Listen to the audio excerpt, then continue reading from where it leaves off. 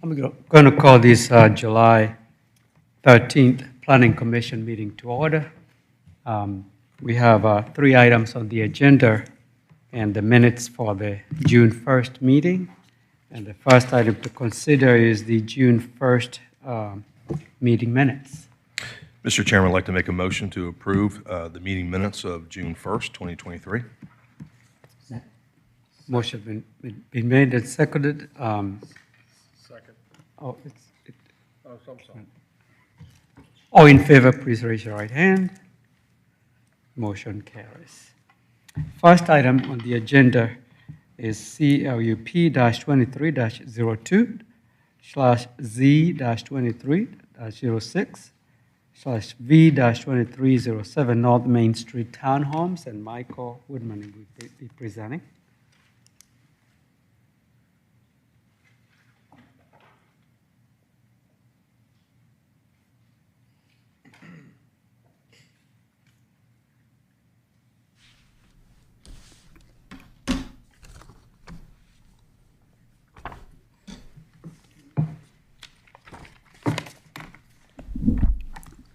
Thank you, Chairman and Commissioners. The first item before you is a request from Greenland Properties, LLC, requesting a comprehensive land use plan amendment, rezoning, and variance to allow for the construction of 16 for-sale townhomes. That's on 2.28 acres. Comprehensive land use plan amendment is requested from commercial to high-density residential, and a rezoning from C2 general commercial to R8A/D. There are variance requests to reduce setbacks and reduce undisturbed buffers. And I do have the location map on the overhead. The property is located at 0 State Highway, as well as 572 North Main Street, near the northeast corner of North Main Street and Vaughn Drive. The proposed density is 7.02 dwelling units per acre. Property is currently undeveloped. It's a wooded property. Surrounding properties are zoned R8A to the north, C2 commercial to the west, C2 and CUP community unit plan to the south. Property is located within one of our LCIs. It's the Highway 9 Georgia 400 area LCI. That's a split LCI with Alpharetta and City of Milton. Vision within that LCI for this area is to create a walkable environment along Highway 9. Focus on higher quality architecture as well as beefed up landscaping.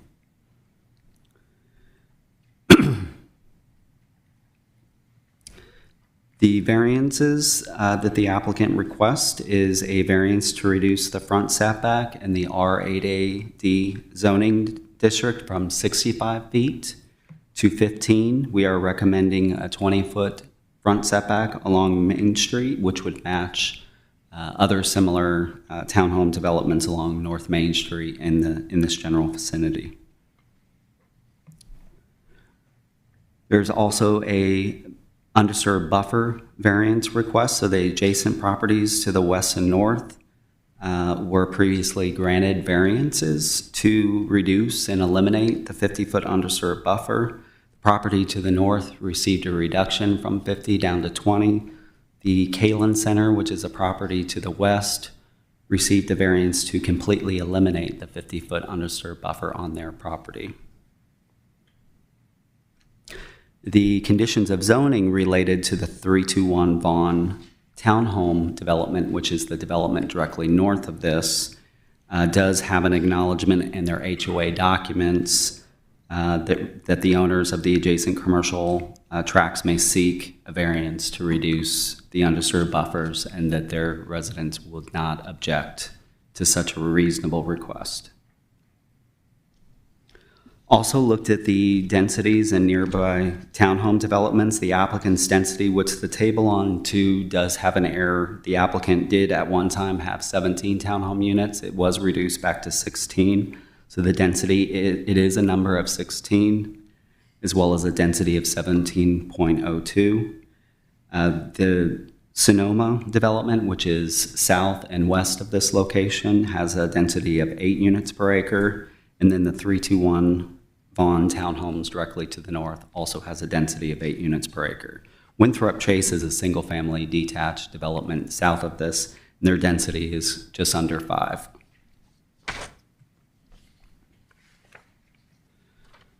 This is the applicant's site plan. So you have 16 townhomes. You have 8 fronting North Main Street here. And then you have 8 townhomes at the rear. The 8 townhomes fronting North Main Street are 20-foot wide. The townhomes at the rear are 25-foot wide. These are 3-story townhomes, and there is access from a new driveway at this location.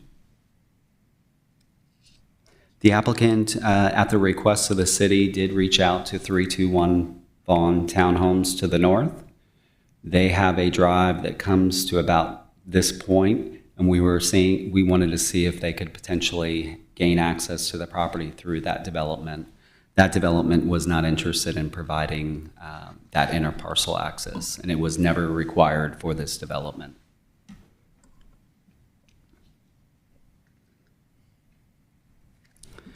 To mention, there is a 20-foot setback and 20-foot landscape strip along North Main Street.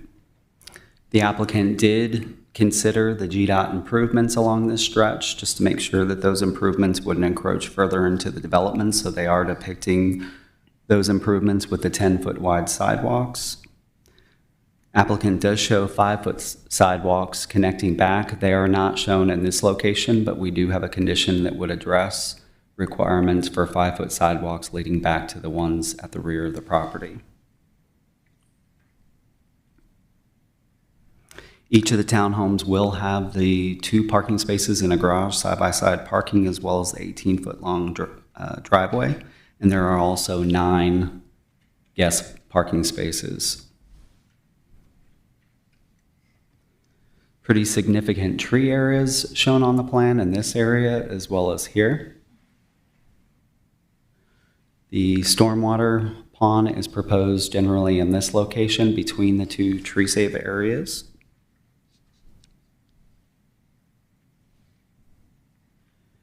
And you'll notice when I get to the conditions, we do have a condition that would encourage the applicant to gain direct connection to potentially outfall into the storm system on the adjacent property to the north.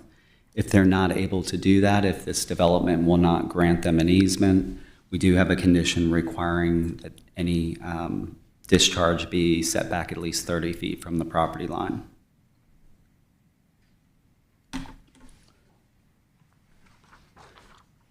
The applicant also provided renderings, and you may recognize these renderings. These renderings were proposed by Fisher Homes with the 2325 Old Milton Parkway project that you reviewed. That project did go forward to City Council, where it was postponed due to a concern on a side elevation of the townhome that was facing Old Milton Parkway. And the applicant ended up withdrawing the application and never moved forward. The applicant submitted these, and I confirmed, are they working with Fisher Homes? And the applicant confirmed that they were. So these are the same elevations that you saw with that project. These elevations meet the downtown code, which are the LCI points to our downtown and our architecture in our downtown as appropriate for this section of North Main Street. I'm sorry, this is the front elevation, of course.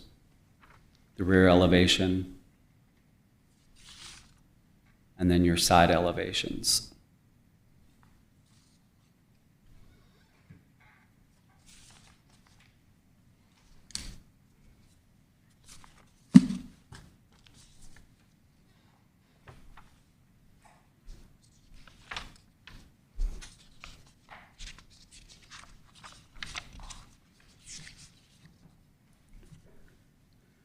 Of course, staff reviewed the applicant's request. We believe that the zoning proposal is consistent with the goals and policy in the comprehensive plan. And again, the goals and policies of the comprehensive plan. We do acknowledge that the future land use is part of the comp plan, and they are seeking a change to that.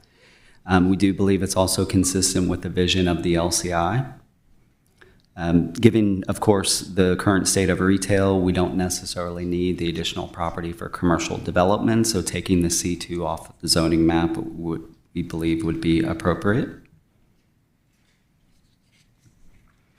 Also, just as an aside, commercial development here, if a restaurant was proposed on here and tried to seek an alcohol license, they wouldn't meet that minimum requirement from the adjacent residential. There's also a church that was approved in the adjacent Kalen Center development as well. Believe that there are some exceptional conditions pertaining to the property, it being situated between non-residential and residential properties. Location, of course, on this commercial corridor. Obviously, I'd mentioned the buffer variants that were approved on the adjacent properties as well. The applicant did provide their citizen participation report. They indicated that 2 adjacent property owners reached out with concerns over trees, privacy, and the undisturbed buffer variance. Applicant met on site with the owners of the Kalen Center, which is the development to the west. The animal hospital sits here, and the Kalen Center sits right behind it. The applicant indicated that the Kalen Center requested a masonry wall and extending of an existing wrought iron fencing, as well as some landscaping along their common property line. The applicant did agree to provide those. We showed this item to the public at the April 12th Community Zoning Information Meeting. There were no comments left on the comment sheets.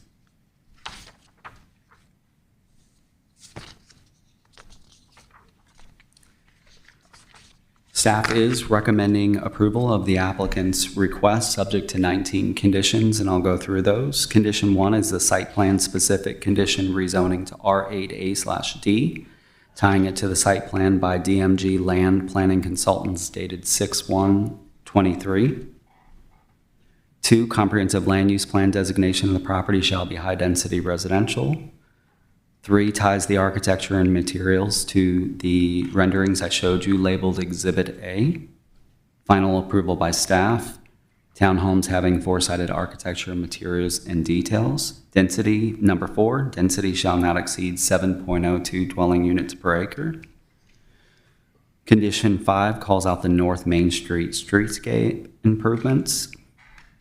Condition 6, decorative pedestrian lighting shall be required throughout the development. Internal streets and alleys shall be private and maintained by the HOA. Condition 7 is the requirement for that minimum 5-foot sidewalk connecting from the sidewalk along North Main Street back to the sidewalk that you see at the back of the development. Condition 20, minimum 20-foot building setback and landscape strip requirement along North Main Street, planted with shade trees outside of utility easements and overhead utilities as approved by staff. Condition 9, minimum 10-foot landscape strip shall be provided along the new private drive. If Fulton County requires an unencumbered easement, shrubs shall replace tree requirements on one side of the street. 10 requires a minimum 10-foot planted buffer along the west and east property lines. Existing trees shall be saved in the buffer areas where not in conflict with site balancing and utility installation. Condition 11, property owner acknowledges that redevelopment of the properties to the north, east, and west with non-residential uses shall not require an undisturbed buffer adjacent to the subject property. One of the planning commissioners did indicate a change to condition 11. I've looked at that, and I do think that it is a good change to make. I'll let the particular commissioner address that. Condition 12, creeping vines shall be planted to cover retaining and low walls as approved by staff. 13 ties the tree saves to sheet T1 prepared by TJ Shell LLC dated 3/29/23. Condition 14, fences and walls visible from the public right-of-way shall be decorative as approved by staff. Unfinished wood fences and decks shall not be visible from the street. 15 requires HVAC and similar equipment to not be visible from the public right-of-way. 16, stormwater management areas shall be screened from adjacent properties with heavily planted evergreen buffer along the northeast and west sides to create an opaque screen as approved by staff. 17, developers shall make reasonable efforts to tie directly to an existing off-site pipe, including obtaining easements and agreements from the neighboring property. If direct tie-in is unavailable, daylighting the pond outfall pipe shall be done at least 30 feet from the property line. 18, garage pickup shall be from within the development. 19, limits the number of rentals to no more than 10%, as stated in the HOA declaration and covenants. And then I do believe that we should add a condition 20. As I mentioned, the applicant did come to an agreement with the Kalen Center to provide fencing and landscaping along their common property line, which is shown in this Exhibit B. If you would like to capture that in the conditions, I would recommend a new condition number 20, and that would read, developer shall install fencing and landscape material along western property line adjacent to the Kalen Center as shown on Exhibit B.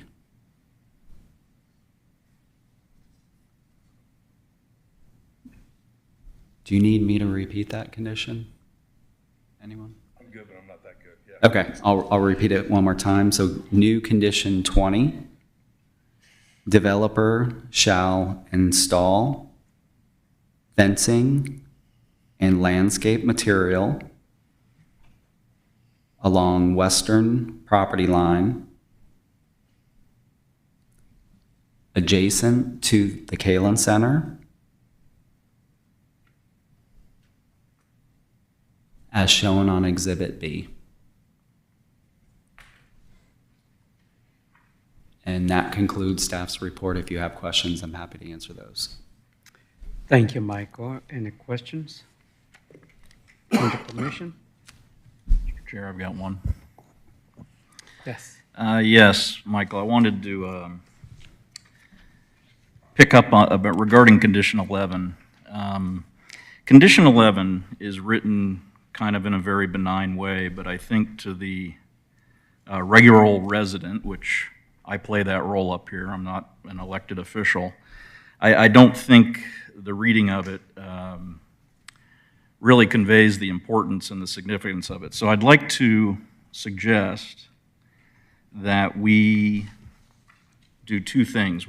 I propose a rewording of Condition 11 to underscore the significance of it. And the significance is this: with this plot of land being rezoned from commercial to residential, it opens up a situation where if redevelopment were to occur to the west with the animal hospital, that could be redeveloped as commercial and become a car repair center or a car wash right on the border of where these townhomes are going to be. So I'd like to just flush out that wording a little bit. The other thing I'd like to do is do what we did with the townhome development to the north, where we also put in the conditions that the homeowner covenants and declarations should acknowledge this reworded condition that I'm going to propose. So, does that make sense at a high level? So what I'd like to propose is that we reword 11 to say the following: the HOA declarations and covenants shall include an acknowledgement that the owners of the surrounding commercial tracts abutting the subject property may seek a variance to reduce the width of the undisturbed buffer requirements as a result of the rezoning of the subject property from C2 to R8AD. Property owners subject to the HOA declarations and covenants shall not object to any such reasonable variance request. So, once again, when I put on my regular old citizen hat, on the one hand, we expect regular old citizens to, come down to City Hall and look at zoning maps and read, documents, from a July 2023 Planning Commission meetings and go to Condition 21 and process it and understand it, but I'd like to just take that one extra step and have that acknowledgement that I just read that ties to this condition in that HOA covenants and declarations, and just wanted to see if you were supportive of that. Yeah, I totally agree with the change that you made to that. I think that this is much more stronger and will at least let any future residents there know in those HOA docs. It should have been tied to that. Thank you. I think my question is just a little more conceptual, just understanding the high-density residential, the variances that are embodied within the, I know it's a unique property in a unique location. Can you touch a little bit about it? Because the city supports this, right? You'd like to see this development of high density within the corridor. Are we looking conceptually through all the improvements of DOT through Highway 9 in now turning like from C2 into residential? Is that ultimately conceptually, when you start seeing something like this, obviously it becomes more and more of residential use or townhomes is this. You're supportive of this, or are you going to be more supportive throughout the corridor, conceptually? We are supportive of the applicant's request here to change from commercial designation to high-density residential. I think that you could see some more of that. The Sonoma development that is south and west of here, it was a townhome development. They also rezoned from a high-intensity commercial zoning district to a high-density residential development. I do, like I mentioned as part of the presentation, I also think that it furthers the vision of the LCI, of what it envisioned as well. And I think commercial development really is very difficult right now. The retail had been really struggling. Things seem to be more so on the office side of things are really struggling. But still, I don't think that taking this, I think there's a benefit to taking this C2 commercial off at this location. There are so many uses that are allowed in that could be developed on here, including gas station or auto body. So removing that from this area too, I think is helpful and appropriate. Thank you. I got just one more question. And I think we looked at this before with Fisher Homes when we were looking at the other location, 20-foot wide townhome, right? I mean, is the idea behind more townhomes, a little bit smaller, to produce kind of greater affordability? Is that the ultimate idea? Smaller units definitely help with the affordable factor. I don't think that this applicant is committing to any kind of workforce housing price points or anything like that, but certainly a smaller unit does help with housing affordability. Thank you. Any other questions? Yeah, quick one on number 10, just because I want to be clear. You talk about the 10-foot planted buffers. Little concerned we don't have the word evergreen in there. Is there any concern that, you guys are going to review what's being planted just to make sure? Because I think that 10-foot buffer is going to be pretty critical on the west side or south side, whatever side it is, adjacent to some of those properties like the vets and things like that. So is that something that we should include, or do you feel like the wording is enough to make sure we get what we want out of that? Because I, don't want clearly winter to come and be an eyesore for all. Yeah. No, great question. I don't think it hurts to add the word evergreen there, but I would say that a buffer as opposed to a landscape strip, they're two different things. Landscape strip is aesthetics. It's meant to be pretty. A buffer is meant to screen. Well, so 10-foot or number 10 planted buffer would, condition 10 is the one I was talking about, the planted buffers. Yes. Yeah, I was just trying to make trying to distinguish between a buffer and a landscape strip. So the buffer is meant to screen. So it's understood that there would be evergreen material as part of that, but it doesn't hurt to include the word evergreen there. You could certainly say minimum 10-foot planted evergreen buffer. That's the intent is for, I believe the definition says 80% of it should be evergreen material as opposed to 20% deciduous. Not up on my landscape Yeah. terminology. Just checking. No, good point. All right. If there are no further questions, I'll ask the applicant to come forward and make a presentation.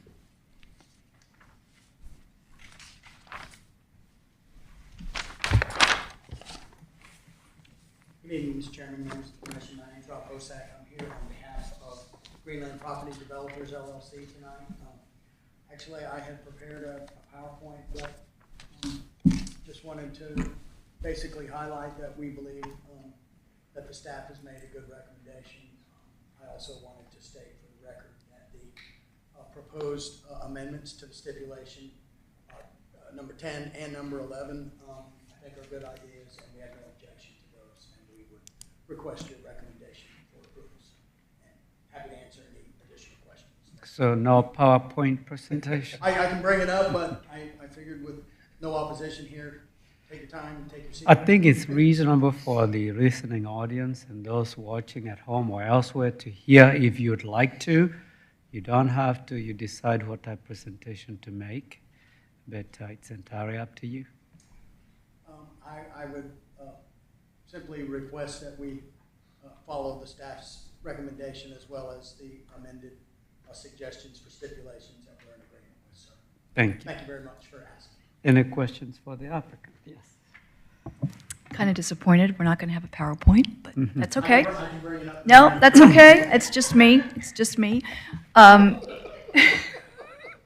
The renderings, like Michael said, we saw them on a previous application, which I think it's the eclectic Tudor. Is that the architectural style? Yes, ma'am. Okay.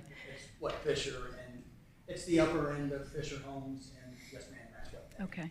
What price points are you contemplating for the product? They would certainly like to be $650, $675. To be honest with you, I think it'll be a little higher than that.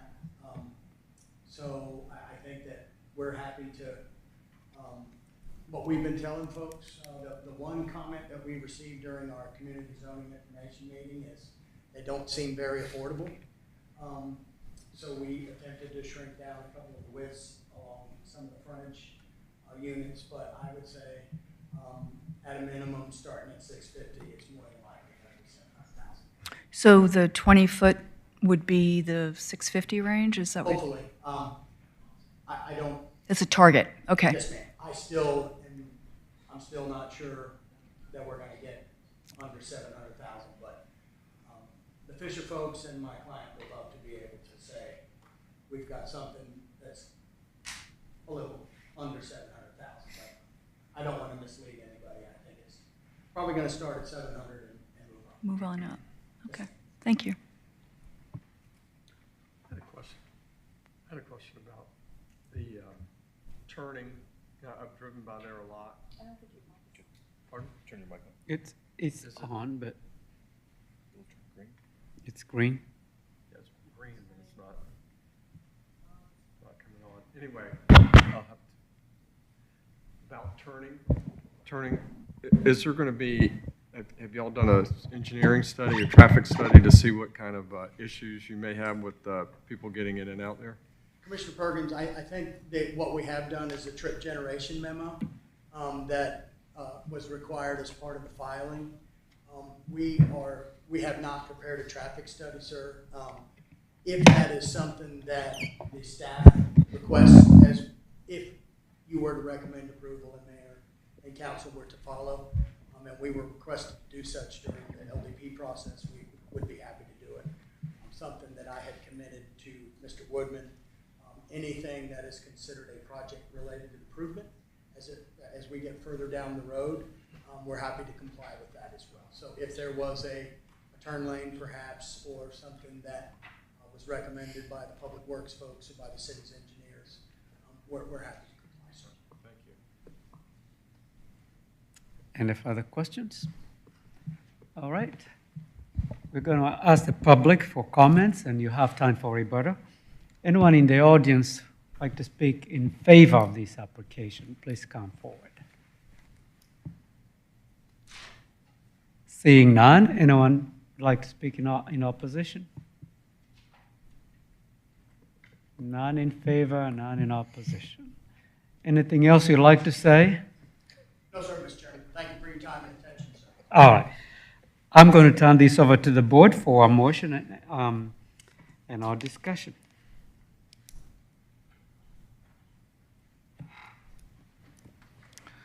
Yes, Mr. Chair, I'd like to make a motion.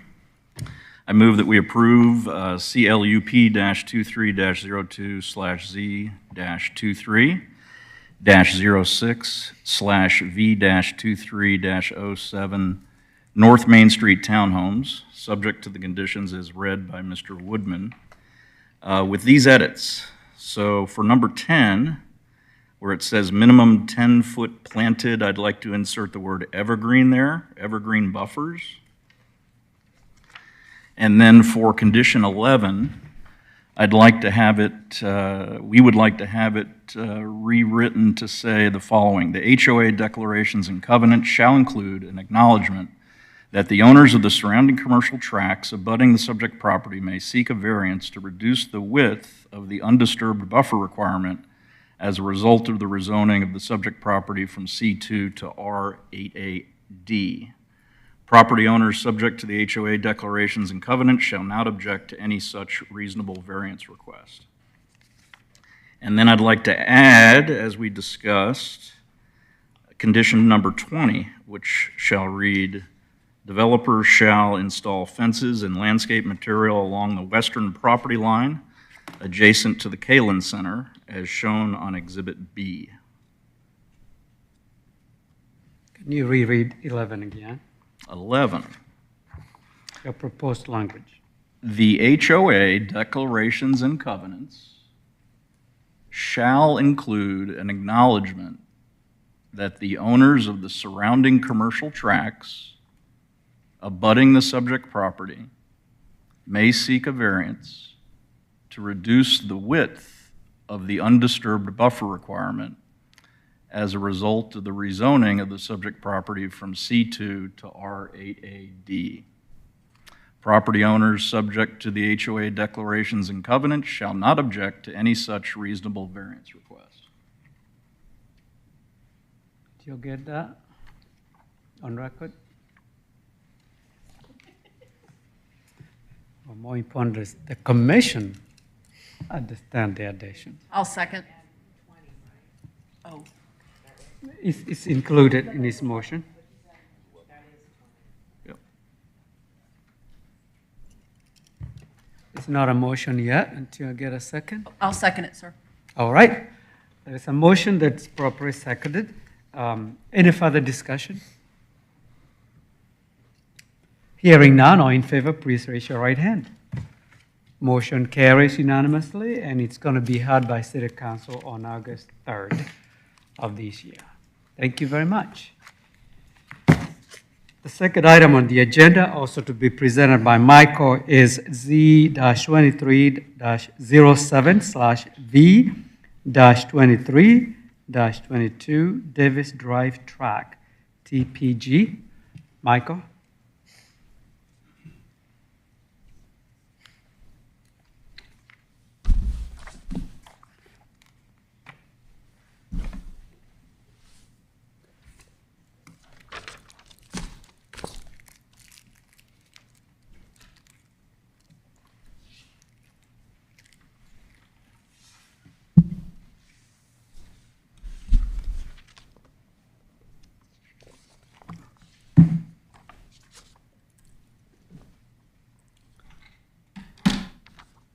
Thank you, Chairman and Commissioners. The next item before you is a request from the Providence Group. We're requesting a rezoning and variance to allow for the construction of 85 for-sale townhome units on 8.59 acres. Proposed density is 9.9 dwelling units per acre. Rezoning is requested from LI Light Industrial to R10M dwelling for rent or for sale residential. This is a for sale request. Variances are requested to reduce minimum lot width, increase maximum front setback, amend block requirements, reduce landscape strip, reduce undisturbed buffers, allow required parking to be uncovered, and allow an encroachment in critical root zone impacts in the Georgia 400 tree buffer. Do have the location map up on the overhead. The property is located at 0 Davis Drive. It's on the south side of Davis Drive. This is along the Davis Drive extension that was recently completed by the North Fulton CID. Property is undeveloped. It's a long rectangular-shaped property, mostly wooded, although a portion of the property at the center of the property has been cleared for a stormwater pond in conjunction with the construction of Davis Drive Road extension. Property also contains the McGinnis Family Cemetery. It's up on the north end of the property, closer to Topgolf.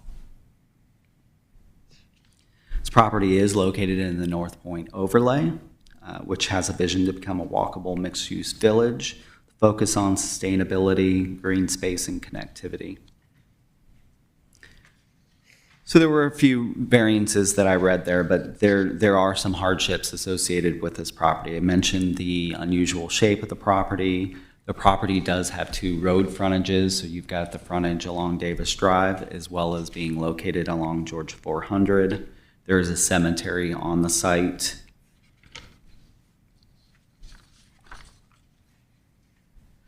So the first variance that I will address, and I'll just go ahead and put the applicant's color site plan up as I go over those.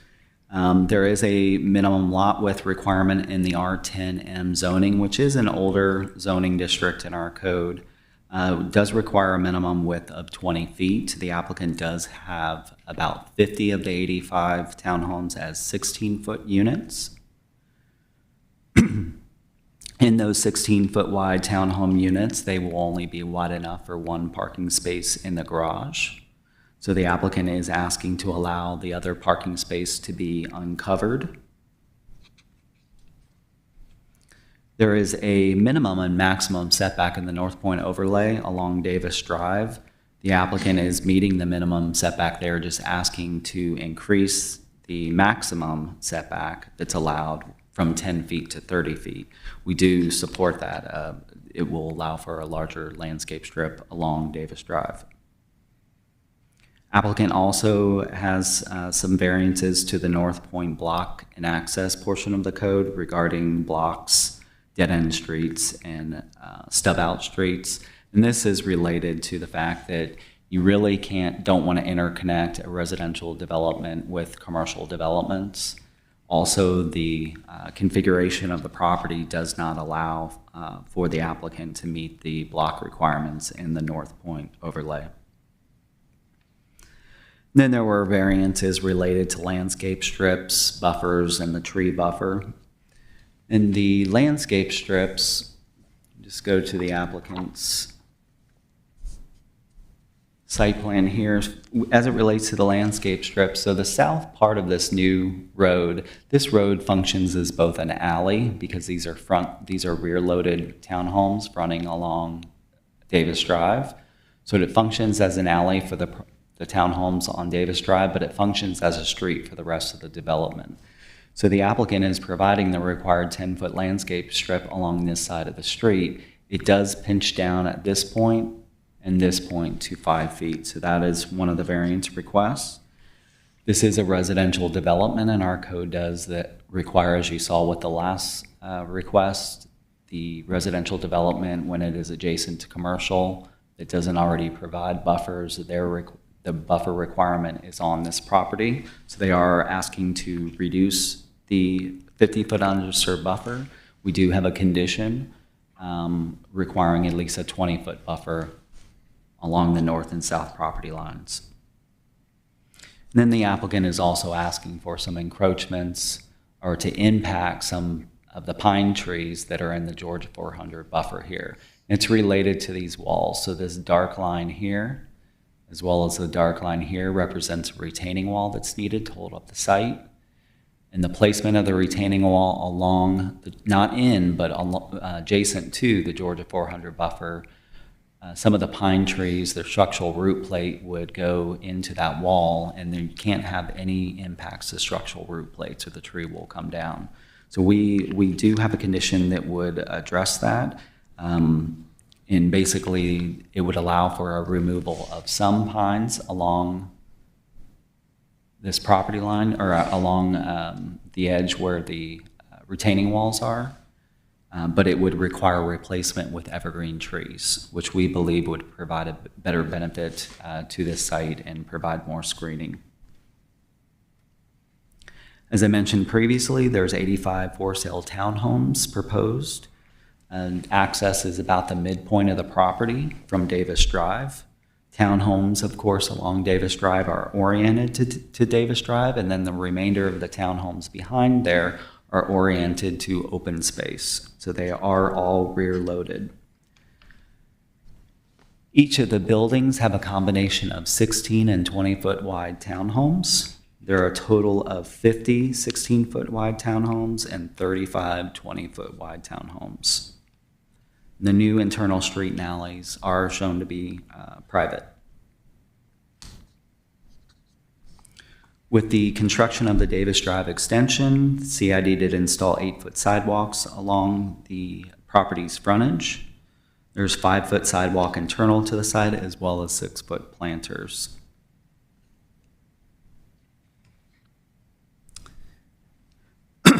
As I mentioned previously, the 16-foot wide townhomes would have 1 car in the garage, 1 car on the driveway. The 20-foot wide townhomes would have the requirement of 2 cars in the garage as well as 2 cars on the driveway. They also propose 27 guest parking spaces, which are sprinkled through the development. So they do have some, not as many right in the center, but there are a grouping on the south end as well as on the north end.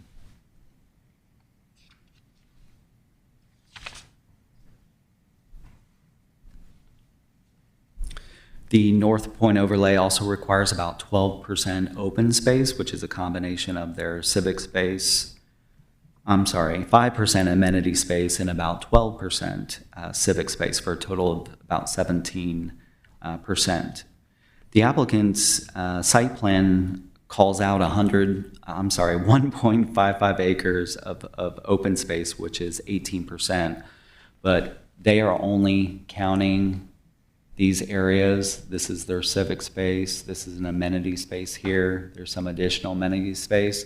They're not counting a lot of the other areas of the property into their open space. So they well exceed the minimum requirement in the North Point overlay. We did secure a future easement for an Alpha Loop extension if we decided to move it south of Encore Parkway. That was secured from the current property owner, which is not Providence Group, from the Davis Group, when this was rezoned for an assisted living facility. So this is approved, the property is approved for a 159-unit assisted living facility. It was called the Heritage Congregate Living Facility.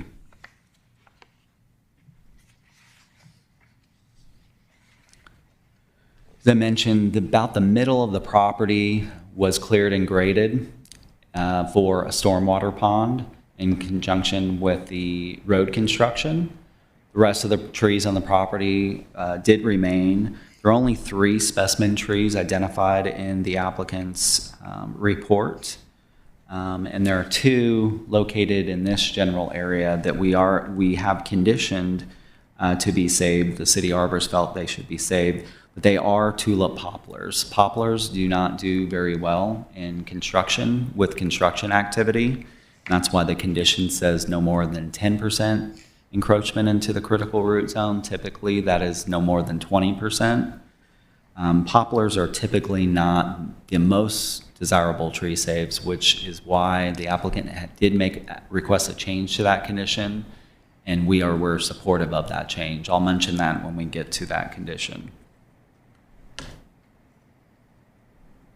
And as I mentioned previously, we do have a condition addressing the pines that would be impacted in the Georgia 400 buffer and replacing those with evergreen trees. With regard to stormwater, the applicant shows 2 underground systems, north and south side of the property. The applicant did provide a pretty detailed letter of intent. They did indicate that this will be a mix of 2 and 3 bedroom units. The unit sizes range from just under 1,700 square feet to little around 2,200 square feet. The photographs were provided by the applicant. These are photographs of development that the applicant did called Echo Park within the North Point area. This is on North Point Drive behind, would be, North Point Drive is off of Haynesbridge Road behind, I believe, the Chipotle. The North Point overlay does allow for modern contemporary industrial type styles, so this is representing a more contemporary style. This, what's shown in these pictures are both a combination of 2-story over basement and 3-story on slab townhomes. There's a brick base and a combination of brick and vertical siding on the upper floors. I believe the applicant, as part of their presentation, have some additional images to show you. Again, we're in the North Point area, so there is a requirement for eco-district points, and the applicant is identifying building energy efficiency, building water efficiency, enhanced bicycle amenities, as well as alternative transportation, providing ride-sharing spaces as to meet their eco-district requirements.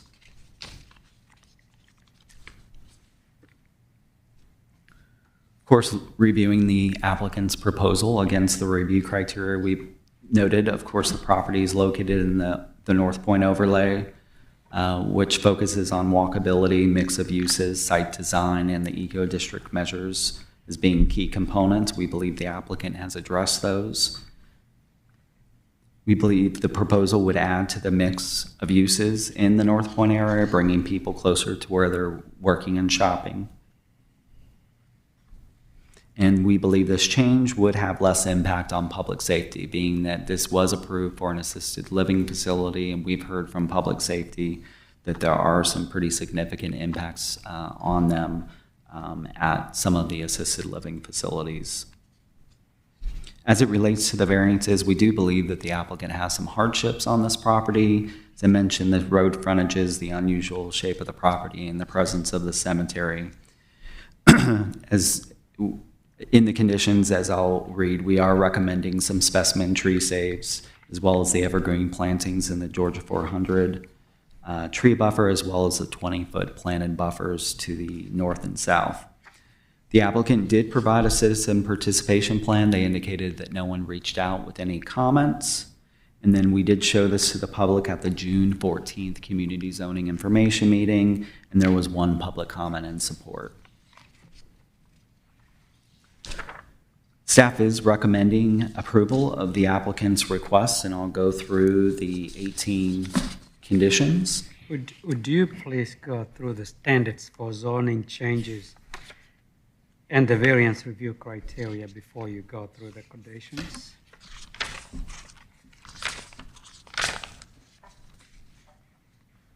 So there's a variety of review criteria for a rezoning change, that the proposal is suitable in view of the zoning use and development of adjacent and nearby properties.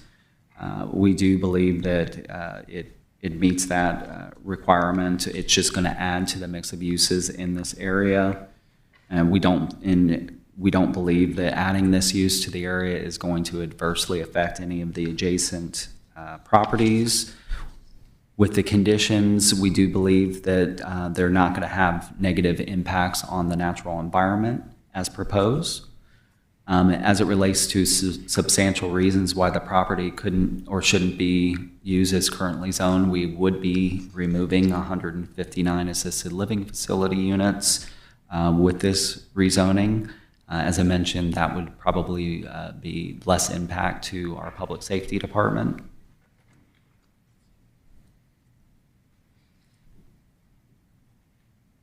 When you say that, Michael, you're saying a reduction of 159 for rent units, correct?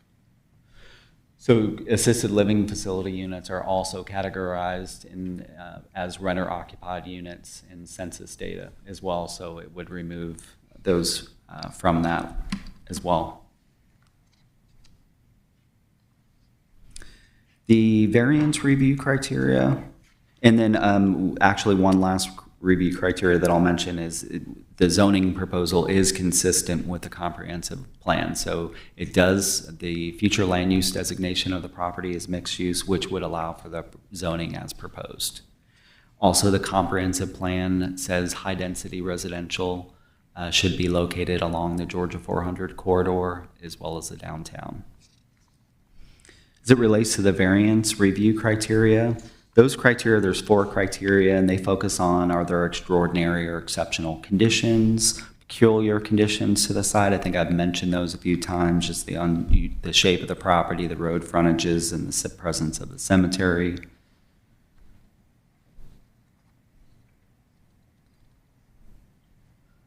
And then, of course, application of the ordinance, to this property, strict adherence to the regulations would significantly limit this property, and we do believe that there are hardships that justify the applicant's requested variances.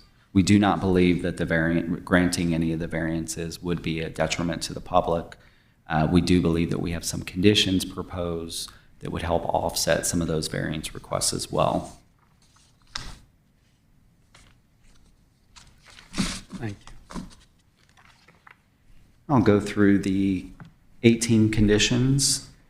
Condition 1, we are recommending approval, subject to the following conditions. Condition 1 is a site plan specific condition rezoning the property to R10M and substantially developed as shown on the Travis Pruitt and Associates site plan dated 6/30/23.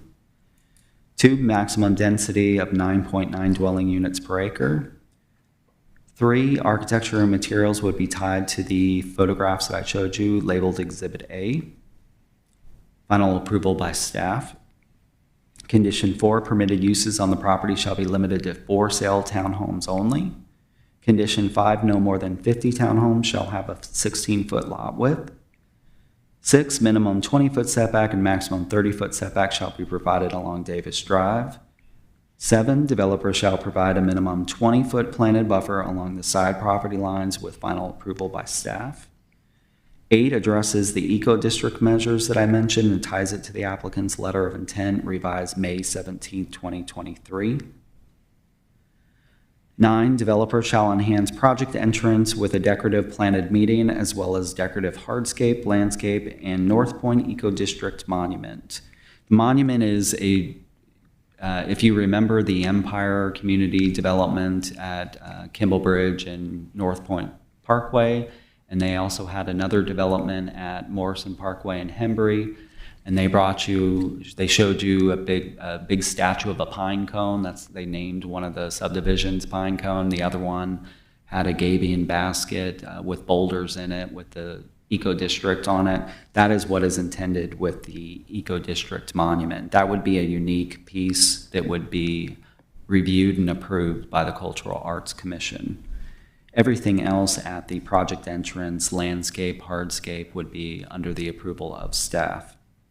We do go on to talk about, sorry, I lost my place here. Yeah.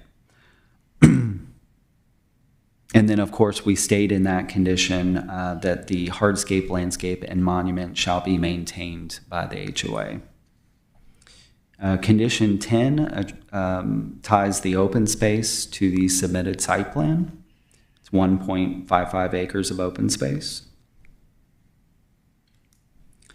Condition 11 addresses the stormwater management facilities, those being improved with a natural appearance, meaning that they're either underground with open space above, or if they're above ground, that they would have a natural earthen bank, as approved by staff. Developer shall accommodate existing stormwater pond capacity into the design of the proposed development.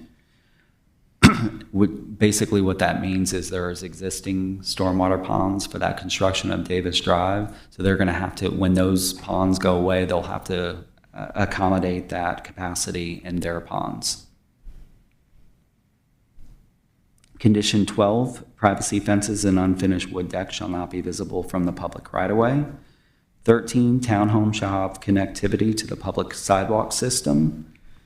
14, project entrance and new streets, not including alleys, shall be improved with a minimum 6-foot planter and minimum 5-foot sidewalk as depicted on the site plan, as approved by staff. New street parallel to Davis Drive shall require a planter, sidewalk, and landscape strip on the south side of the street. Remember, I mentioned that that street functions as both an alley and a street. So the south side is what we would apply for the street. The north side would be the alley, and we do not require sidewalks or planters along an alley. Internal streets will be private and maintained by the HOA. Condition 15, developer shall provide a minimum 6-foot trail through the civic space on the north end of the site. At a minimum, trail shall provide a connection between the sidewalk on Davis Drive and the cemetery and shall include lighting and benches approved by staff. Condition 16, developer shall save trees in the tree save area depicted on the site plan prepared by Travis Pruitt and Associates dated 6/30/23. And that tree reference to tree save area is the one up by the cemetery up here in the north corner of the property.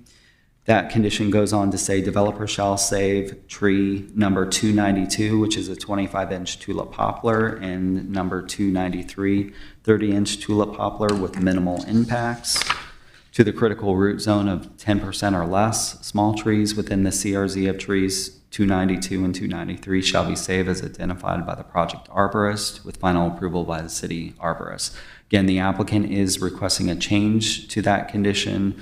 We are supportive of that change just because the poplar is not the most desirable of saves. In fact, I think you'll be pleasantly surprised with, I did send you the applicant's markups, but they actually had a slight change to the replacement trees that they're proposing here, and I'll let them present it because I think you'll be happy with what they show you.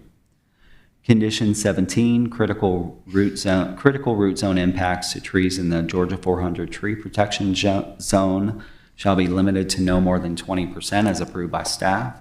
Only the pines depicted with impacts to their structural root plate shall be shown on the site plan prepared by Travis Pruitt and Associates dated 6/30/23 shall be removed. Developer shall replace trees removed in the Georgia 400 tree protection zone with evergreen trees planted in the tree protection zone with final approval by staff. And then condition 18 limits the number of rentals to no more than 10% as identified in the covenants. And that concludes the report. If you have questions, I'm happy to answer those. Thank you, Michael. Do you know the number of assisted living facilities we have in Alpharetta and how many properties are zoned as such that are not developed? Would you mind repeating that? I didn't catch the first part. I'll be slow. Do you know how many assisted living facilities we have in the city developed and the number of properties that are not developed that are zoned?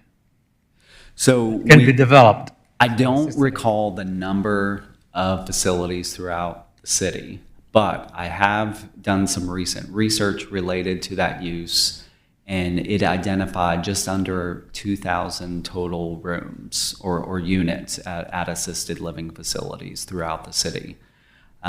We do have the approval for about 159 on this property that were not developed. I know we have second phase of Village Park at Wills that is actually coming out of the ground. I believe now they're going through, I believe, building permits on that one. So there are, I believe, 91 units in that second phase of Village Park at Wills that are coming out of the ground. But I do not believe that there are any other approvals that are out there. There may be some master plans throughout the city that allow assisted living facility use on the property, and the property may be undeveloped at this point, but I wouldn't have an idea of number of units that would be able to be developed on those properties. So we have 2,000 rooms. Approximately. Total of 14. Total of 14. 14. Okay. Thank you. Any questions for Michael? Or further questions? Yeah, I just have one. You had mentioned in your presentation regarding a former condition in the former property, the easement along 400, but I didn't see it in these conditions. So does it stay or is it not? I'm just clarifying what that meant. So it's not in these conditions. I think we discussed, and I don't know that we expect that the Alpha Loop will continue down south of Encore Parkway, at least not this far down south. So we did not place that in the conditions. I will have a sidebar after we're done with our questioning with Kathy, just to verify that we don't want to continue to include that condition. No, I appreciate you bringing that up. I did also, with the applicant's request for changes to the conditions, which I'll let them present. I gave you some feedback on what we were supportive of on their changes, which we supported most of those changes except for the change to our condition number 17, the tree buffer condition. They did make a couple of small edits to the site plan. So they did ask for a change to the site plan date from 6/30/23 to, I believe it was 7/12. Yeah, 7/12/23. Those minor changes, so they just added the labeled in that 5-foot landscape strip where I told you it pinched down in the 2 locations. They added a label to it, and then they had some stray line work on the old site plan that they removed. So I did just want to mention that as well. I have a quick question. So in this application, there are 82, I think, townhomes being, 50 of which are 16-foot lot width, right? 85 total. 85. Of those 85, 50 are. So that's 16. almost 60%. So what have we approved other developments with this type of lot size? Yeah, so the Gathering, which is located at the corner of Haynesbridge and Morrison Parkway, that's a 25-acre mixed-use development. They were approved, I believe, it was about 50 or so of their townhome units were approved to be 14 feet wide.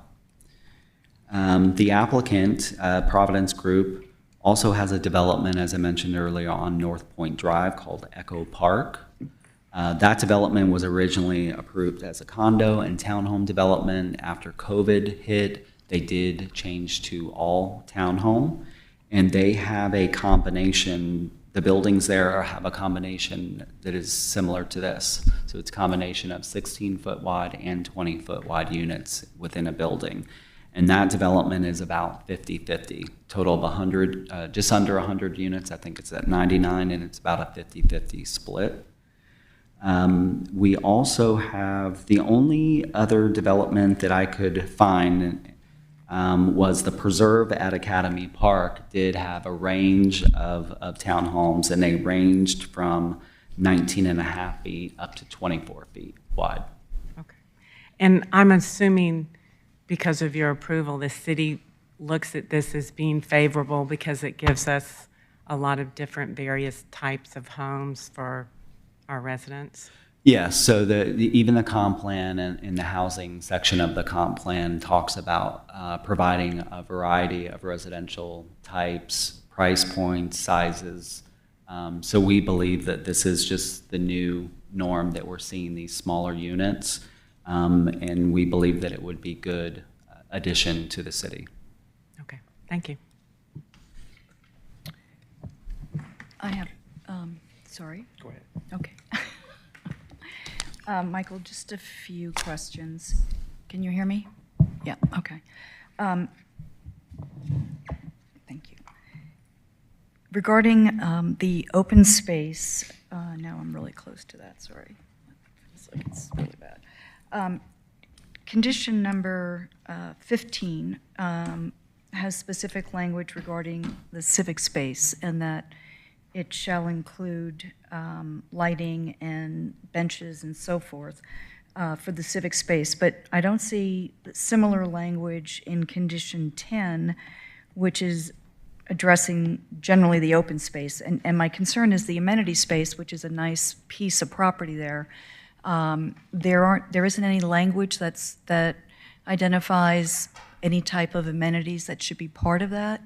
So would you recommend adding something to condition 10 to address that? Yeah, I think that would be a good idea on condition 10, maybe after the first sentence. I don't know if you want to just call it open space or if you want to make it specific, since we've already addressed the civic space in 15. Yeah. If you want to be specific to the amenity space, you might want to add a sentence that, identifies that the amenity space shall be developed with landscape, hardscape, and gathering or seating areas.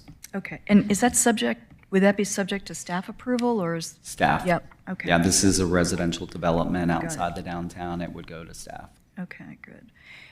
My other question is, in regards to the previous application that we talked about with the senior living, I recall there was a condition addressing the cemetery in that previous application regarding maintenance and upkeep and that type of thing. Is that something we should consider?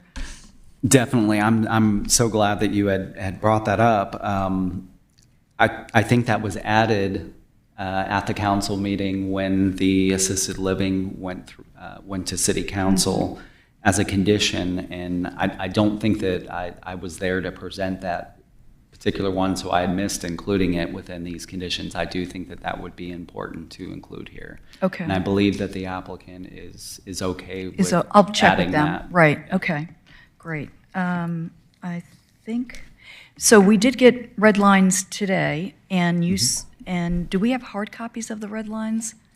I don't know if the applicant brought hard copies. Okay. I did not. I do have a hard copy. I can. Okay, they have them, that's great. Okay, there you That's go. great, awesome, all right, that's it for me, thank you. Hey, Michael, I just had a couple of questions to go over. I think there's a couple places with permanent easements that were being placed into amenity space or civic space for the city, or trails and some of the conditions. Is that normal for a residential? I don't remember seeing a lot of So permanent easements by the city placed on the Yeah, so- open property. civic space by definition is to be for the public, for public use. We did not need to include the language in, I believe it was condition 10 and 15. There was a sentence in there saying a permanent easement shall be dedicated to the city for public access over the required civic space. We don't think that that's necessary. The applicants asked for that to be removed, and we are okay with that being removed. Yeah, I wanted to kind of hear the city, because I know a little bit, like Thompson Street, we had a lot of access points and a lot of those kind of things that easements were provided for public access. This is such an isolated site, that's why I was a little bit curious why that came up. Yeah. And if you don't mind, I drove by the site on the way here to kind of look at a little bit of the condition of it. I wanted to kind of go back through Davis Drive, kind of being a new access point, right? The extension of Davis Drive all the way around kind of over Topgolf makes a lot of sense. It's kind of wedged in there between the highway, but I understand all the hospitality in those pieces. But what was the impact of the roads? Because, I mean, I did take we looked at a lot of these kind of trees, and it goes back a little bit to the cemetery area, because there's some trees there that I know we're saving, but it doesn't look, the condition of some of these, and a lot of trees are I don't know if it was the construction of the street that did some damages to them or anything else. And you kind of look at, a neighborhood wants to have aesthetics, you don't want to, saving a tree is good. We always want to save a tree, but at the end of the day, can we have recompense and have aesthetics and have a healthier kind of canopy in 5 to 10 years from what you have, and maybe a more beautification around the cemetery and those kind of areas that has an impact longer than really kind of what we're looking at in the term. So I'm bringing that up I wonder if impact through the corridor damaged some of that. I don't know if you could speak to that, or if there was a lot of dirt movement in it or things like that. I was just curious of, it looked pretty ragged. I mean, there was It's very, I some don't condition know. deterioration significantly on the site. Yeah. I don't know the specifics of how the trees on the site were impacted. I suspect that they were done as part of the construction. They were doing some staging on this property. Of course, they installed the detention pond on this property during the construction of the Davis Drive extension. I definitely think that it was a result of those activities, the damage that was out there. Thank you. Any further questions for Michael? No further questions at this time. I'm going to ask the applicant to come forward and make a presentation. If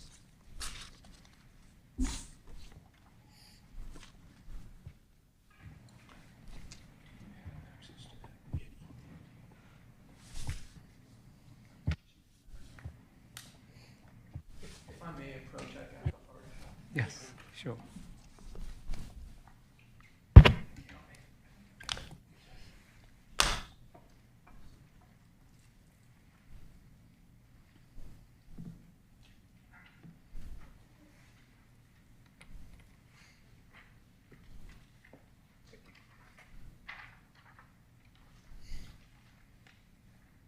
Thank you.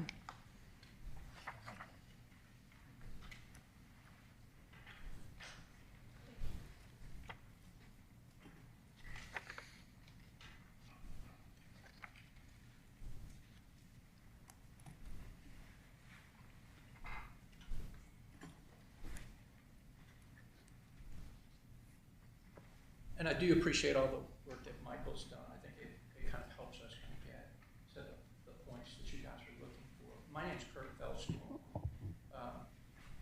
You can call me Kurt. The last name's a little bit difficult. I'm going to introduce on behalf of Providence Group. I've got several folks here that can help us kind of tag team any of the questions you got.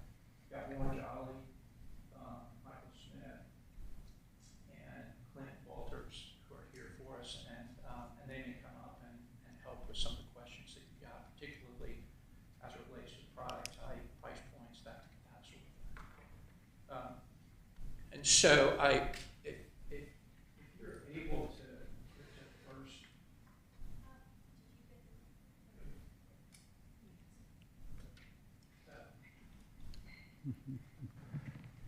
If you don't mind speaking really clear into the microphone too, so I want to make sure we capture everything you say. Yeah, there, and so I do think there was a good.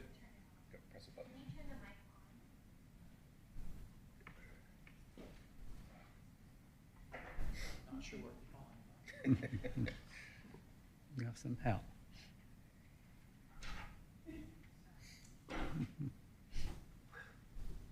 It's a new system. We're getting I was used to feeling it. stupid for a minute. We got a lot of new technology here in Alpharetta.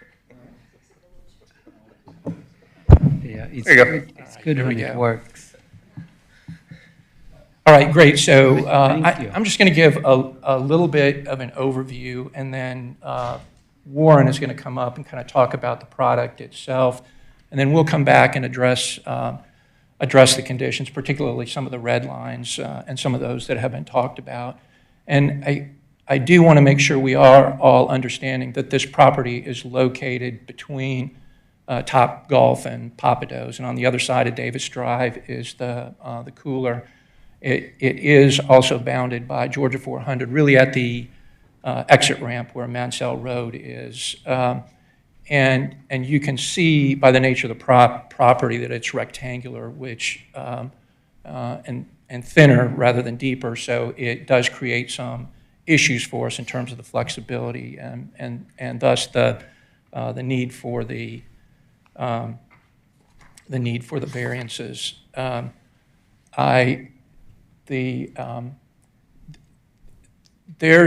There has been a lot of good interaction with your staff that's been very productive, and I think that I don't want to speak for Michael, but in terms of the red lines, I think they are supportive of each of the requested changes that we made, and we'll get to in a moment, particularly what is it's now labeled as condition number 17.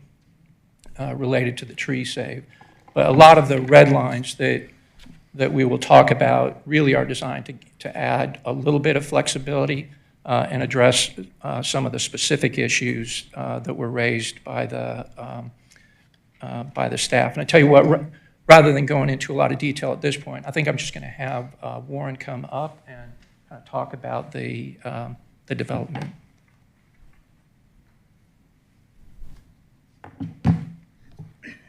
Thank you. Mr. Chairman, members of the commission, I'm Warren Jolly, president of the Providence Group. I glad we got the AC working tonight. I was here last night, and I thought I was going to bring my YN gear here, but we got it working. But really appreciate on this, on the product. I think the big concern is some of the questions about the size of the units. So these buildings, when you build townhomes, a lot of times we try to build different product types in the same neighborhood. What's unique about this is we're building different product types in the same building. So what's unique about that is you get a blended architecture of how the building looks. But also you have this different units available in different price points within the same building. So like if you built 20-footers and 22s, normally there's a 20-foot building here, and then sometimes there's not a 22 available. But the way this product works, they're intertwined in the same building, so you have more diversity of product, which you get more diversity of housing types out there. So the 16-foot wide units that we're asking for a variance, this is the rendering of one of the buildings coming into Echo Park, which is at North Point Drive in the Eco District. And if you can see toward the middle of that building, I don't have a pointer, but you'll see two doors together with the canopies. Those are 16-foot wide, and then the ones on the end are 20. And so normally the end units are 20 and the interiors are 16. So we mix it up for different. So it also, the Eco District has a little bit different architecture style. Normally in townhome design, you don't want a flat face, and you like to see them stagger. And so part of the townhome district for Eco District is mercantile, more flat face. But sometimes we did Maxwell right here in downtown, and those are flat face, more mercantile. So sometimes it's preference, and most of the time in the Alpharetta that you guys want more of a townhome look and a high-end look than sometimes just a building look. So this is more of that type of look. This is a Berry building. We only have 3 buried buildings on the site plan.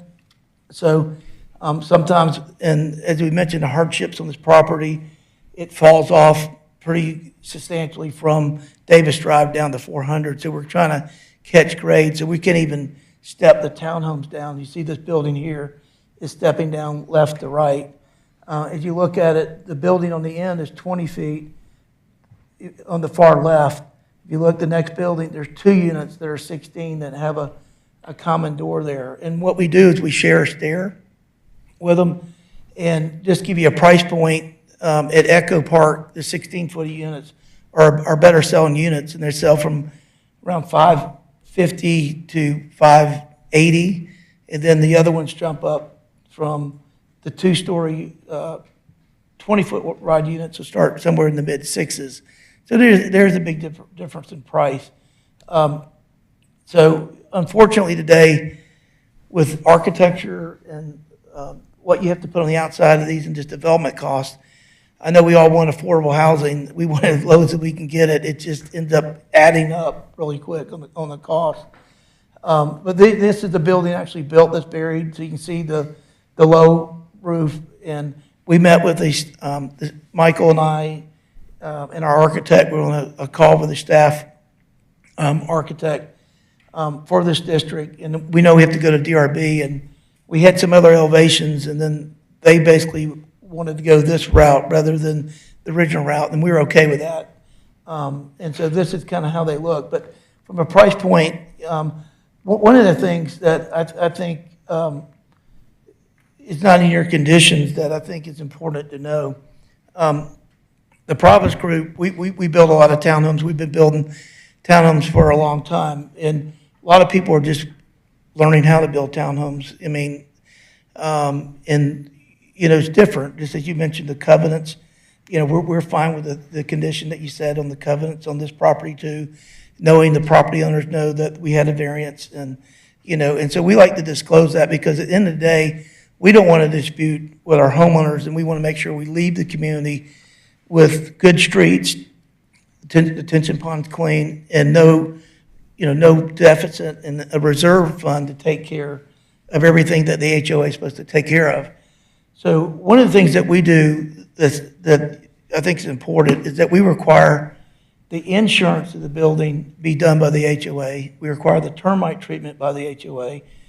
All the exterior maintenance and all the landscaping is done by the HOA. And so that what that means is when you have a building that needs a roof on it, the whole building gets a roof, not just one unit. And so as somebody asked about the lot width, in townhomes, the difference is fee simple. When you go down to 20 feet, it's fee simple, and at 16 feet, is fee simple.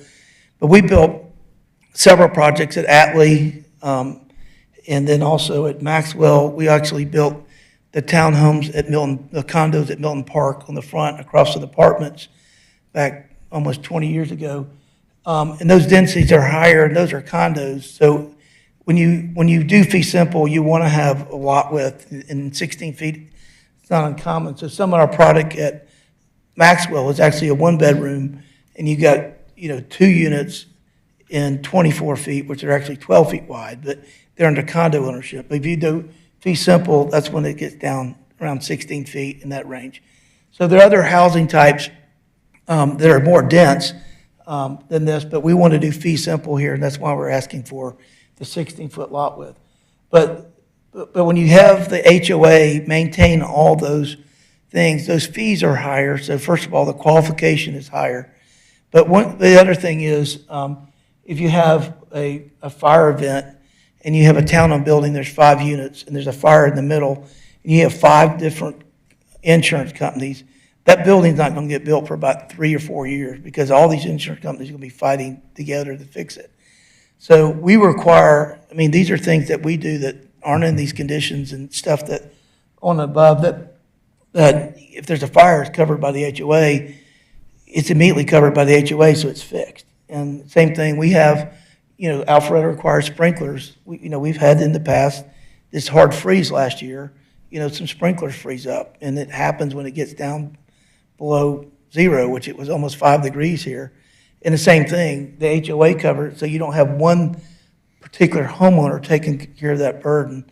You have the HOA taking care of it. So that's a big difference in stuff that we end up doing.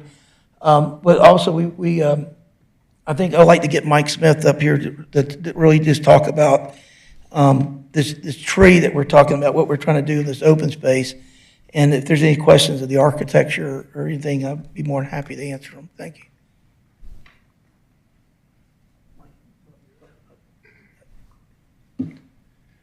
So I think what we'd like to do is kind of quickly walk through these red lines so you kind of understand where we're coming from. I will point out, Michael's correct.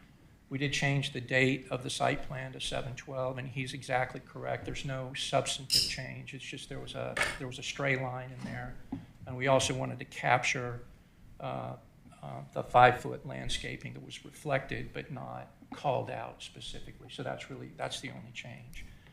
So I'm going to go through these very quickly so you understand where we're coming from. The first substantive red line is item is number 7, and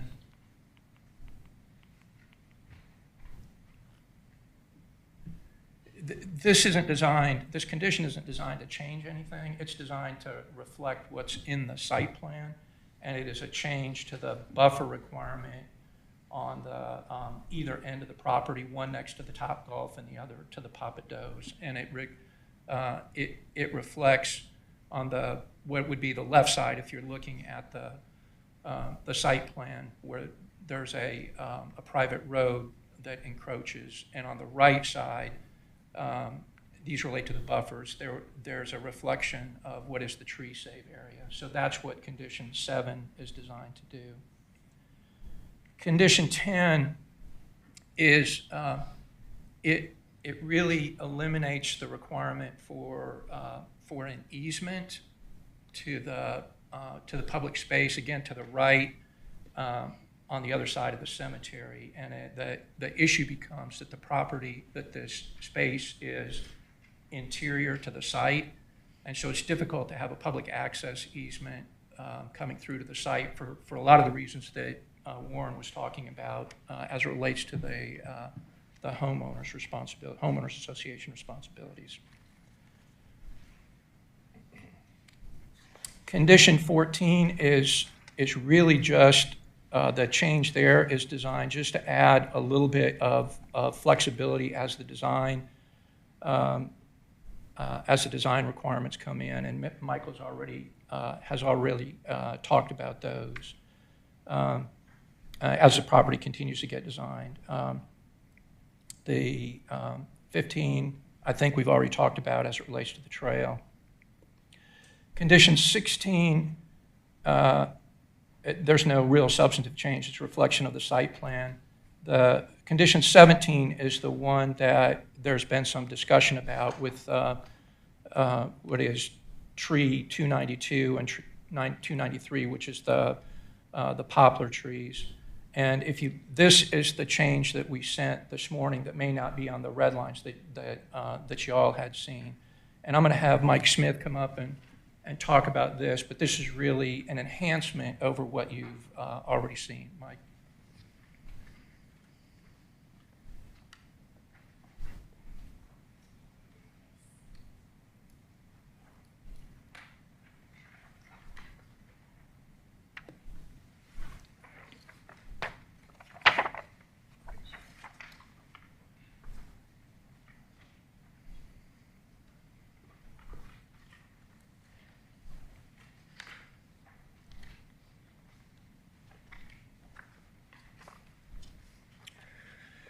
I'm Mike Smith with the Providence Group of Georgia.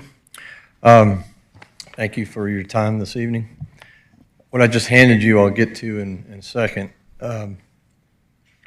Excuse me. Obviously, the city staff is charged on a new development project with having the developer try to find specimen trees that are, of significance that we can save and try to work our project around, or in some cases where you don't, as many as you know, if you've been living here in Alpharetta for a long time, the city has, downtown especially, was really a lot of single-family ranch homes on a little bit of acreage with trees that were planted 50, 60 years ago, and you see a lot of these beautiful oak trees, maple trees that we see today that are still in downtown Alpharetta we've been able to save with the new projects. So obviously we've done many of those projects.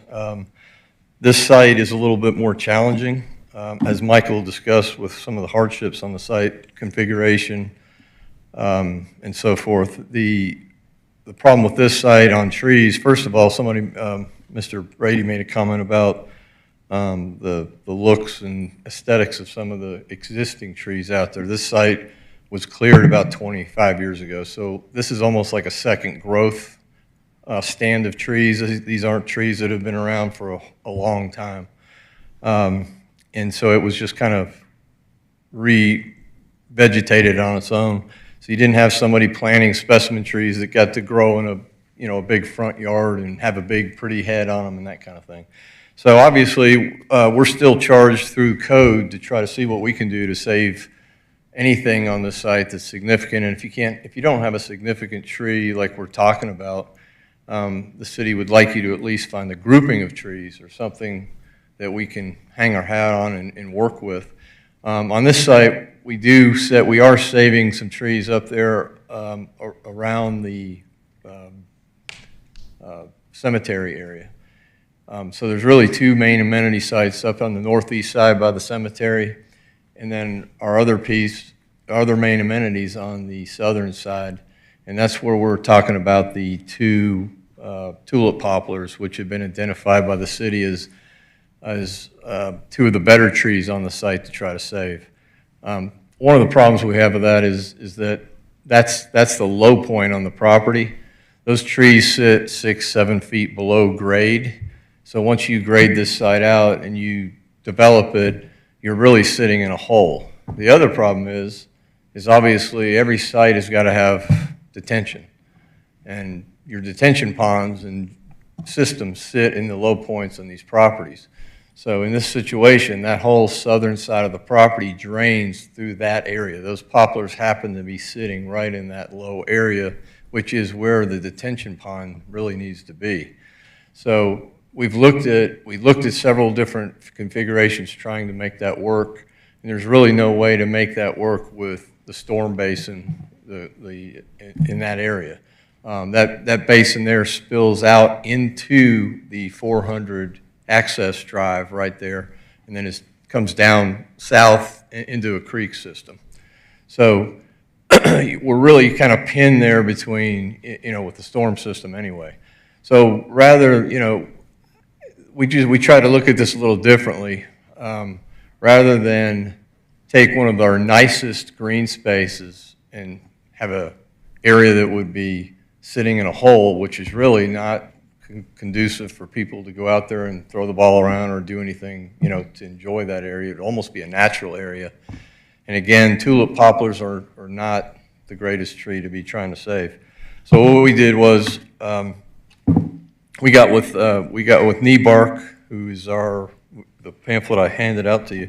That's our arborist, and we got with landscape designer, and we talked about ideas on how can we take something of greater value than what's existing there. Now, obviously, if this was a 100-year-old oak tree with a 100-foot canopy, that would be extremely difficult to do no matter what we did. In this particular case, because of the grades, existing grades, and the species of trees that we're trying to save here, it really wasn't that difficult. But we're proposing to plant 4 specimen 10 to 12-inch caliper trees that you'd have to typically bring in with a big spade truck. You don't ever see anybody doing that kind of stuff. As far as developers in Alpharetta, we do as much as anybody. And if you look at anything that I do on our projects, I always put 5 and 6-inch trees on the streets. I think I typically am doing bigger trees than the majority of the other people in the city. So 10 to 12-inch caliper trees is a significant tree. It's expensive, costs a lot of money. I think the staff understands what we're dealing with, and I think they're supportive of this. I have not discussed this with the city arborist, but I believe he will agree with this. So what I did, though, was just to make sure we've covered our tracks, is I had Knee Bark, who is also a tree appraiser, licensed tree appraiser in the state. I had him do an actual value of the trees. And so many people don't realize that trees actually, there is a value system out there.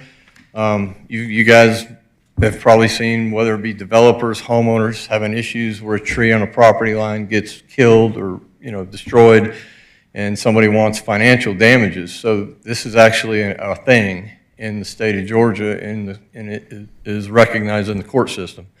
And so I went ahead and said, heck, let's just look at this real true value of the trees. And so the report I have put before you, if you look at that and just look at the executive summary, gives you a quick overview of what the value of the 2 poplar trees are and what the value of what we're proposing to replace them with.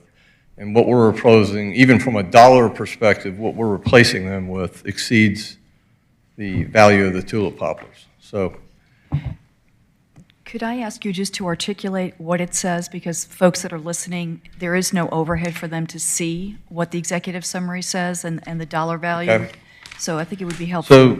So the executive summary states the total predicted appraised value of trees number 292 and 293, which are the poplars, following development of the site is $18,800.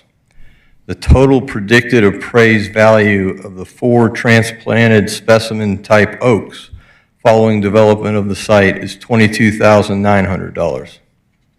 And that's, as in this report, also goes into great detail on how those trees are valued. It is not just an executive summary. We're just kind of running over the high points here. Where will they be located? Where would you plant these new trees? So the idea is that the amenity area on the north side where the cemetery is, there are some trees that we are saving up in that area. That area is going to be to the border of Top Golf. Is going to be more of a natural combination, natural planted area. the amenity down here where I was talking about, where we'll have the underground detention system, that's a considerable fill area, and that we need to bring that up to grade with the units. And that's our really biggest open, planted, landscaped area, and that's where we'd like to place those trees. Really do something neat. We'll have a landscape architect obviously involved to do the design on that. The city will be doing review of, we basically just sit down with the city after we get those landscape designs done, and we get everybody's input, move things around, and come up with the best plan for everybody. So on here, you got it here listed as 0.45 acres in that amenity space. What's the idea behind it? You're going to activate it, energize it? You want to land? Yeah, so what do you want to do for the rest? That's kind of the thing. If we were to just save the trees, and let's say I didn't need to deal with the detention part of that, let's say we were just saying, okay, we're just going to save these trees.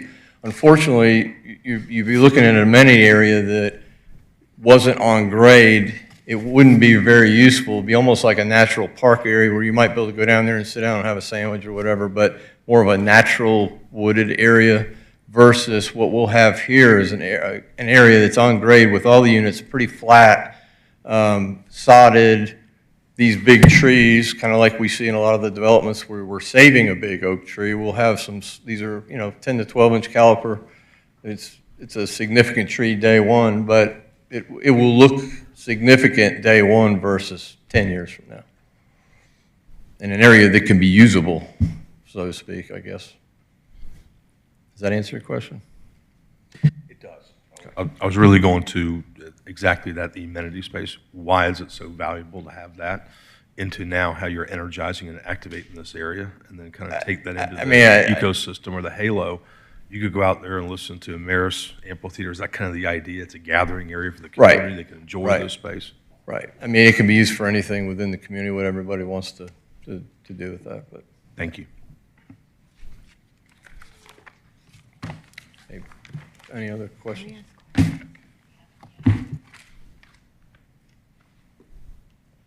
And so the last condition where we've got a red line is now labeled as condition 18. And Michael had already talked about it. It is really as the limits of the construction get set in the buffer along 400, it allows some flexibility because we don't know the exact location at this time, but the only pine trees will be would be removed, and they would be replaced by evergreens. And so that's the redlining. I wanted to also mention that there was a comment about maintenance of the cemetery. That's fine. That's an acceptable condition. And I did not know, one thing we're trying to do is make sure we're reflecting what's in the site plan. I didn't know if it needed to be conditioned or not, but it is on the site plan, underground detention. I don't know if it needs to be conditioned or if it's a requirement, but we're just pointing that out. That really is kind of the explanation of the red lines, and we're happy to answer any questions. Thank you for your presentation. Any questions? Just a quick follow-up to the conversation I was having with Michael about the amenity space, which we're talking about. And are you open to adding language that says it'll, include benches and seating areas and hardscape and landscape? Yeah. Okay. Yeah, that's fine. Great, thanks. A quick question on the cemetery. Like, whose responsibility is it to maintain that cemetery? Is it going to be the HOAs, or is it going to be the McGinnis family, or what? Whose responsibility? Yeah, we would pass it on to the HOA because we're not there forever. So we've had several developments that have cemeteries on it through the past. Some of them we've had to clean up. I was talking to Karen earlier. We had one in Buckhead that we had a really old cemetery, even older than this one, that we had to clean up, and it's really hard because you don't know what's in there and what's not. And we actually fenced it off, and we had a guy bring a bunch of goats in there, and a week later, 2 weeks later, it was spotless. I mean, you could see everything. And then we brought him back, and then it was able to maintain once we turned it over. But you really don't want to go over there, because you don't know whose family it is or whose concern it was. And so basically, it'd be fenced off. there's access, and it'll be up to the maintenance of it. And once you get it established, it's not hard to keep it maintained. It's just, some of these things have been maintained for 20 years or 50 years. You know. I saw the path that kind of goes up there, but, I mean, do you have any idea how many You know, people are buried there? obviously, you know, we don't own the property yet, so we have it under contract. In talking to the guys that own it, we've not known anybody to visit regularly, you know, or anything like that. So- But there's some really historic tombstones there. I mean, I think they date back to the 1800s. I Yeah. think Karen and I were talking about it earlier. So, I mean, there is some historic, Yeah. possibly value of, Well, I think, you know, as we get later on, there's maybe, with the trees that we're saving and all the canopy, there may be some really neat things you could do with that area over there, because it's a big area. yeah. All right. Thank you. Thank you. Any further questions? No further questions at this time. I'm going to open the meeting for public comment. Anyone in favor, please come forward. Seeing none, anyone in opposition? None again. Well, close public comments. You have anything else you'd like to add? Thank you. All right, thank you. I'll turn this over to the board for a motion and our discussion. Chairman, could I ask a quick question of Michael? You can. I think it might be good to have him go through these conditions also and just Yeah, have him weigh this in. one's not related to the conditions, so, okay. I may regret asking this, however, the buffer with 400 in this property, is this one of those ones that's gonna have the huge wall? Or do we know that yet? Or GDOT wall, ugly wall? I don't know if it will have a wall there. I do know that we did ask the applicant to identify any known GDOT impacts to that buffer. So there are some portions of the buffer along 400 where there will be some right-of-way taking, and this buffer is not affected by those takings, but I don't know the positioning of any walls, sound barrier walls. Great. This property is on the off-ramp too. It's a little bit different than being right on the main lanes. All right. There was also a question about the Alpha Loop that came up earlier. We have secured that easement through the buffer for the Alpha Loop, so that's already platted. Okay. Now, the conditions that the applicant just presented to the board, you mentioned in passing that you are in general agreement with them, but is there anything within the markups that? Yes, the staff is thank you for asking that, Chairman. Yes, so utilizing the applicant's markups that they handed out to you, we are in agreement with all of the changes on the applicant's markups except for their change to their condition number 18, which is starts out with the CRZ impacts to trees in the Georgia 400 tree protection zone. Just not completely happy with the wording or the changes that were proposed here, and I believe we just need a little bit more time with the applicant to try to work out the proper wording on that condition. I understand they're trying to get a little bit of flexibility in case there's some pines that weren't identified on that site plan, but we are okay with all of the other changes. Thank you. So at this time, you'd like to leave 18 as is and continue to work with the applicant before council meeting? Yes. Thank you. And I don't know if it was discussed, but I believe Commissioner Richard and Commissioner Reynolds had identified something in condition number 9 that we should address.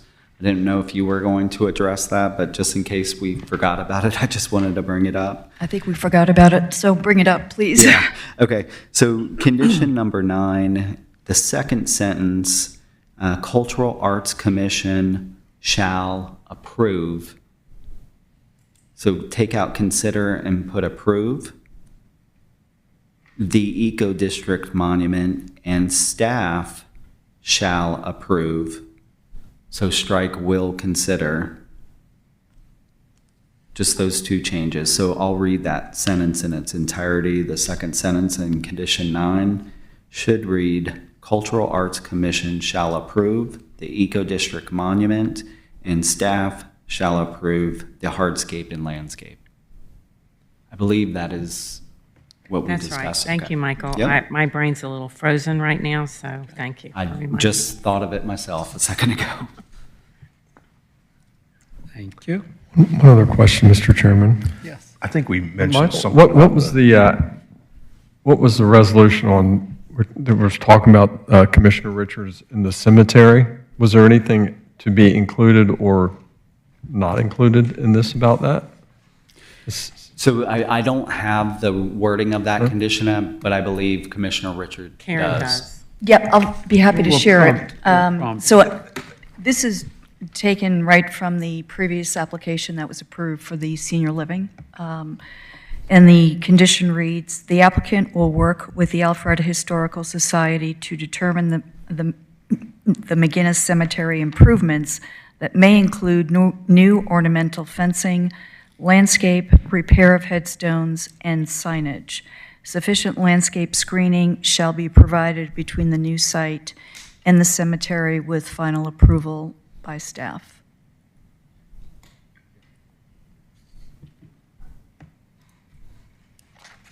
Okay, anything else? Michael, are you in concurrent with that wording? Just double checking. That was in the previous. That was the wording of the, Codation. from the Previous previous. Previous codation of zoning. Yes, we were fine with that wording, yes. Can we ask the applicant just to have a comment on that too? You guys okay with that condition? Okay. All right. Any further discussion, motion, questions? I'm ready to make a motion, but if we have more questions, that's fine. Go right I ahead. did have a question. Yeah. For Karen, or Ms. Richards, regarding the addition of the hardscape into the amenities, or the benches and the seating that you had discussed for the amenity space. Did you want to put that in? Yes, that would be part of my motion. Okay. She's got Yes. it. Yep. I had your name on it. Oh, you did? Okay, good. All right, let's, all right, so I make a motion to approve Z-23-07/V-23-14 Davis Drive Track / the Providence Group. Subject to the conditions presented tonight by the applicant, the red line conditions, I will make several adjustments, and I'll go through those adjustments. Condition number 10, after the first sentence, minimum 1.55 acres of open space shall be reserved and improved substantially as depicted on the plan prepared by Travis Pruitt and Associates dated 7/12/23. The second new sentence will read, amenity space shall include hardscape, landscape, seating, and gathering areas as approved by staff. And then the red line continues, and last sentence reads, HOA shall be responsible for maintenance of all open space areas. So that's number 10, and I will leave condition 18 as staff has written 18. And I think Michael is, I think there's opportunities for staff and the applicant to work together on the language between now and city council hearing on that. So I'm not accepting the red lines on condition number 18. And then condition number 20, which will be a new condition, is the language regarding the cemetery, and I'll read it again. And I have this typed out, so I can give it to you, Tracy. The applicant will work with the Alpharetta Historical Society to determine the McGinnis Cemetery improvements that may include new ornamental fencing, landscape, repair of headstones, and signage. Sufficient landscape screening shall be provided between the new site and the cemetery with final approval by staff. And that is the end of my conditions. And does that include the request from Michael in number 9 for approve and shall approve? Oh, I skipped that. Sorry.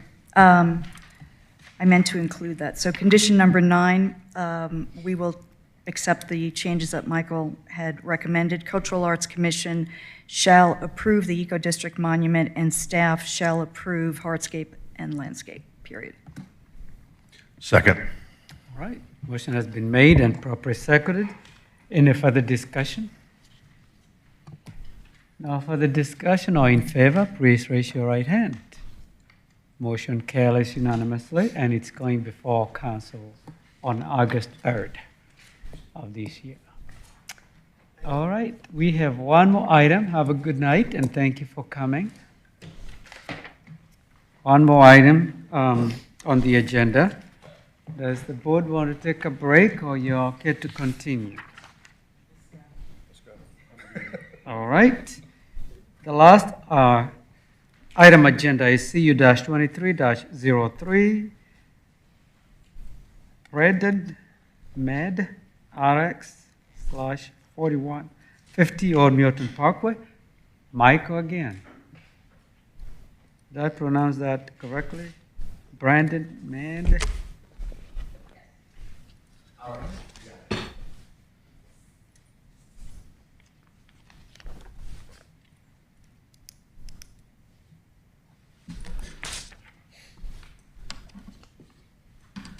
Thank you, Chairman and Commissioners. The last item before you this evening is a request from Branded MedRx. It's a request for a conditional use permit to operate a drugstore pharmacy in a 1,900 square foot suite in the shops at Old Milton Center.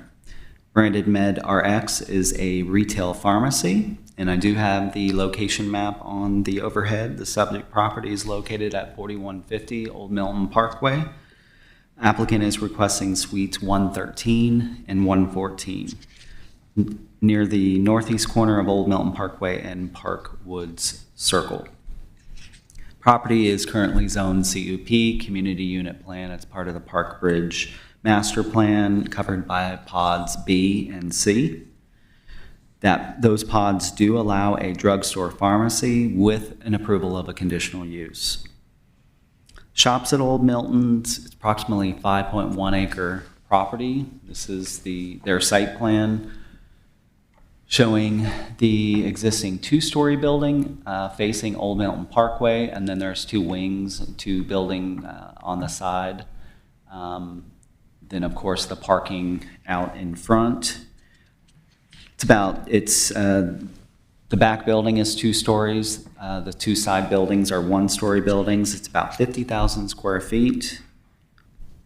Businesses in the center include Jerusalem Bakery, Spices Hut, FedEx Office, and Print Center. And then a conditional use that you considered not too long ago, the Reserve 116 event venue is located in this location.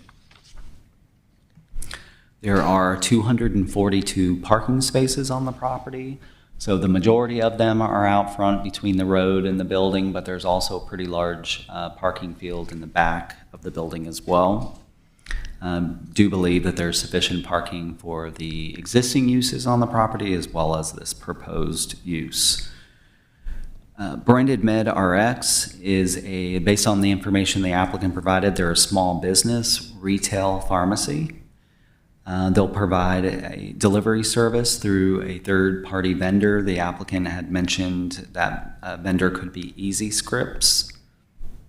And I had asked the applicant about his background with this type of business, and his business partner in this endeavor, according to him, his business partner is a pharmacist, has got over 15 years experience. As I mentioned, the deliveries, they did indicate that they thought the delivery portion of the business would represent about 5 to 10% of the business.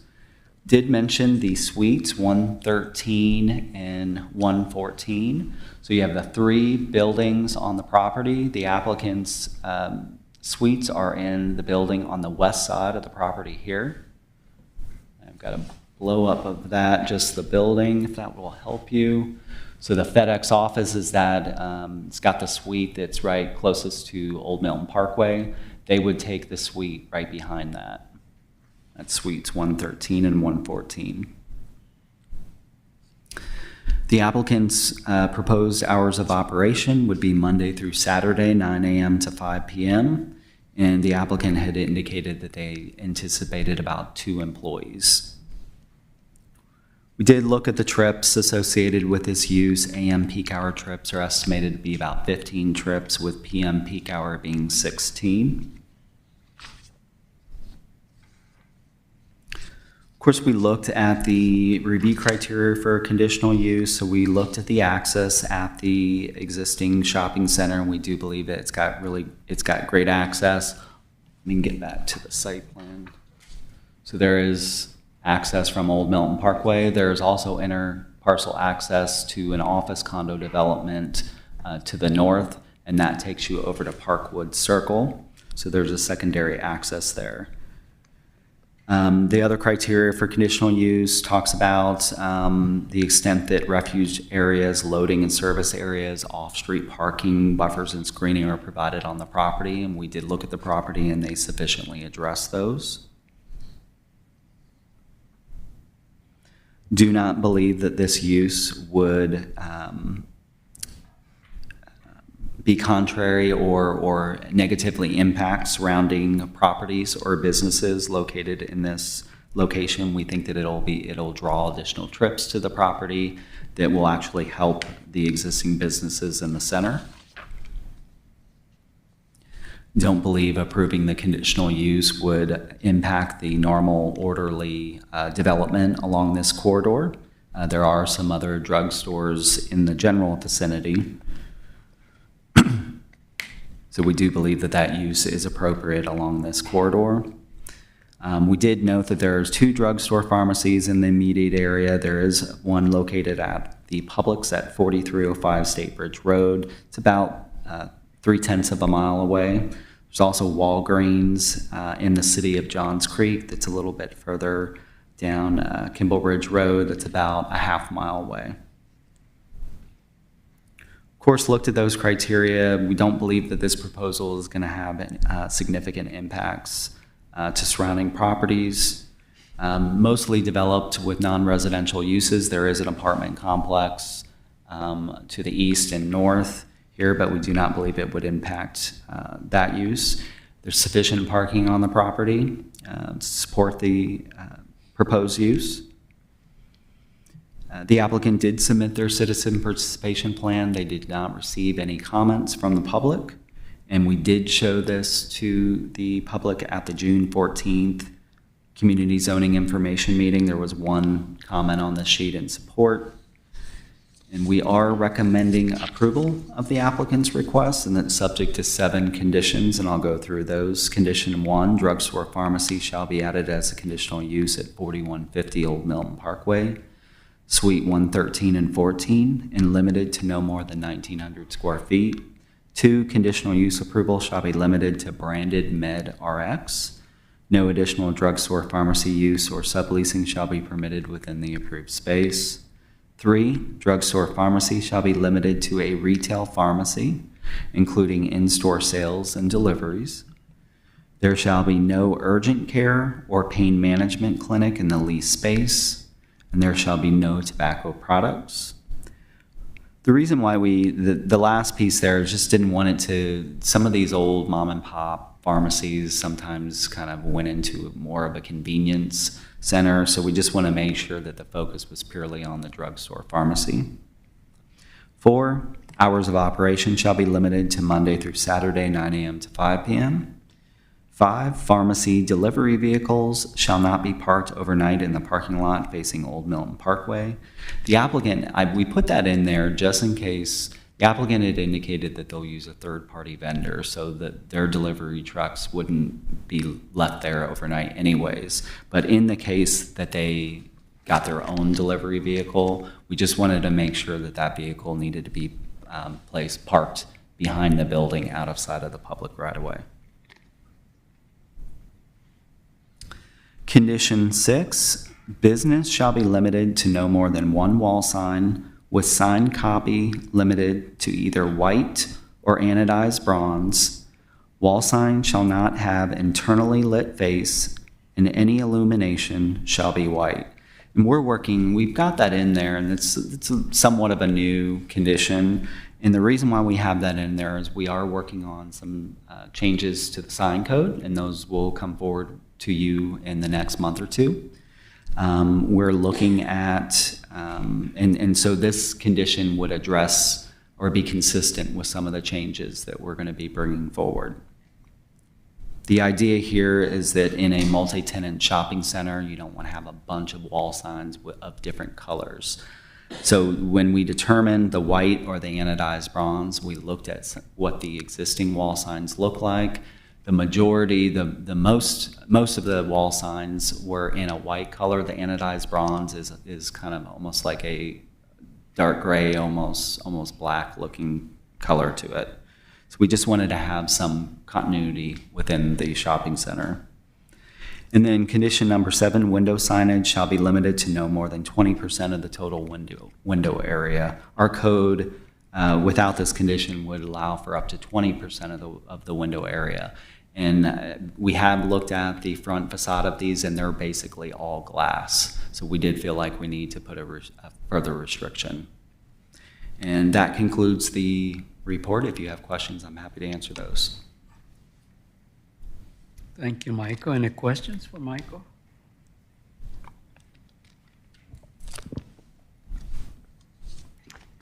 No questions for you. Are you the applicant? You'd like to come forward and make a presentation, please?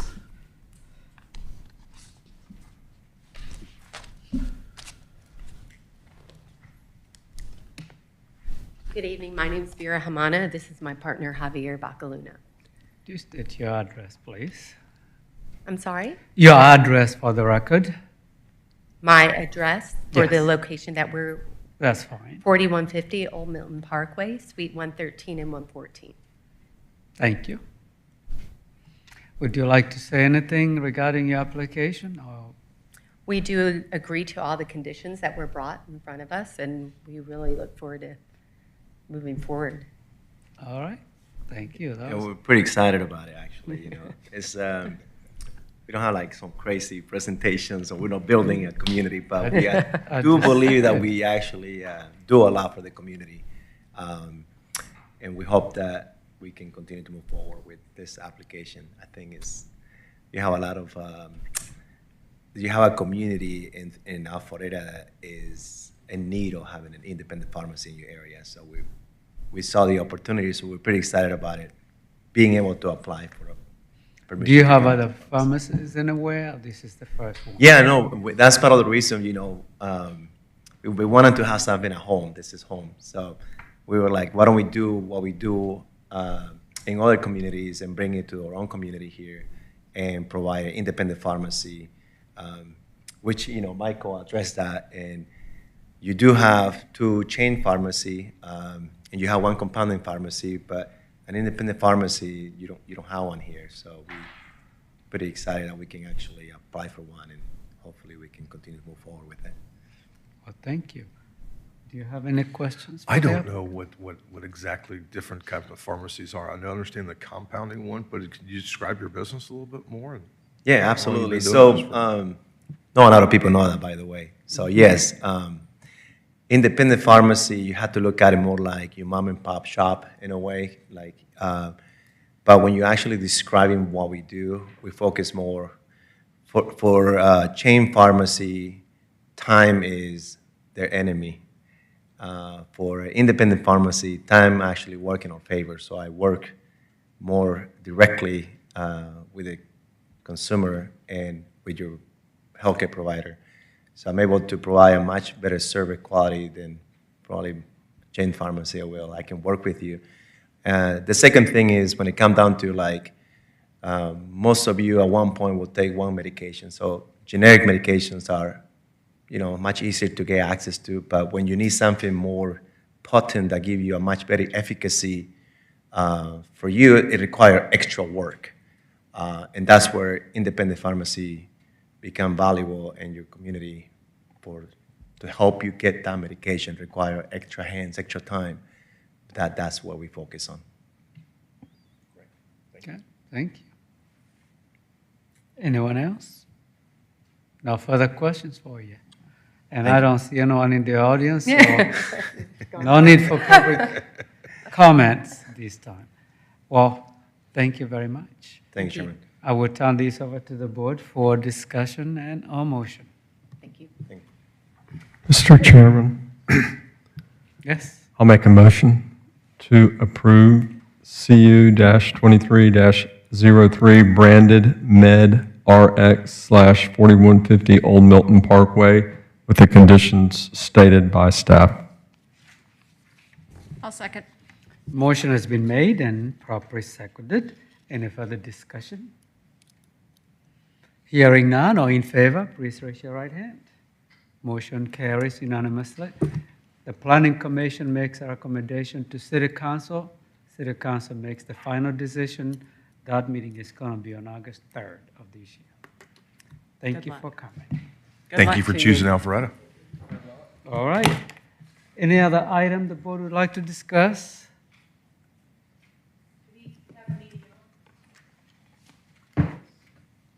All right.